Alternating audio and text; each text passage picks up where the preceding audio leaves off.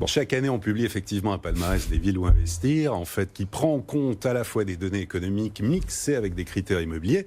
Alors, les données économiques, c'est important, c'est la démographie, c'est l'évolution de l'emploi, c'est l'évolution aussi de la part des filières universitaires, des étudiants, pour montrer le dynamisme économique d'une ville, et puis associé à des critères immobiliers que sont purement le prix dans le neuf, dans l'ancien, les prix dans les studios, les prix dans les 2 pièces. Mais cette année, on a rajouté les taxes locales, on a rajouté la part de rendement, on a rajouté le revenu des ménages, on a rajouté beaucoup de choses. Et puis, on s'est dit qu'on n'allait pas se limiter à un simple classement comme ça. On allait faire un classement général, plus un classement sur le neuf, un classement sur l'ancien et un classement spécifique pour le de Normandie. Alors, 50 villes sont passées au crible. Et cette année, celle qui l'emporte sur le classement, on va dire, général, c'est la ville de Toulouse. Toulouse qui est classée numéro 1, afflue une forte démographie. Il faut savoir que l'aire urbaine toulousaine, c'est 15 000 nouveaux habitants arrivant chaque année à l'ère de la métropole. Au niveau de la ville, c'est 6 000.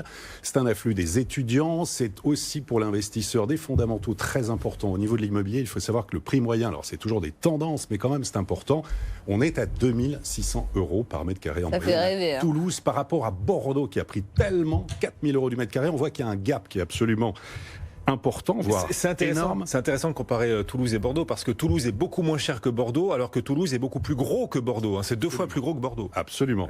En tout cas, dynamisme aussi de la filière aéronautique au nord-ouest de la ville, quartier dédié à la recherche et à l'innovation, l'arrivée d'un nouveau parc des expositions, il y a le futur quartier d'affaires autour de la gare Métabio. Voilà. Et puis Toulouse veut se mettre au vert. Alors il y a toute une politique Toulouse ville rose, Toulouse ville verte, où il y a énormément de choses qui sont développées, notamment autour des berges, avec l'idée de renforcer la qualité de vie et ce qui laisse présager. Alors on le dit dans le dossier, on explique évidemment ce qui est important, c'est d'aller au sein des quartiers. Et donc voilà, le dossier cette année sur le classement général, c'est Toulouse numéro 1. Viennent ensuite alors 2 valeurs sûres que sont Lyon et que sont Nantes. Bordeaux, victime de son succès, chaque année généralement était toujours dans le podium, mais cette année dégringole un peu, se retrouve 6e. En cause évidemment, même s'il y a un ralentissement des prix, c'est le fait que les prix à Bordeaux ont été multipliés quasiment par 2 en l'espace de 10 ans, qu'il y a une forte hausse des prix. Donc on dit aux investisseurs, attention, Bordeaux c'est bien, ça fait toujours rêver, mais c'est excessivement cher. Même phénomène évidemment pour Paris, dont les prix ne cessent de progresser.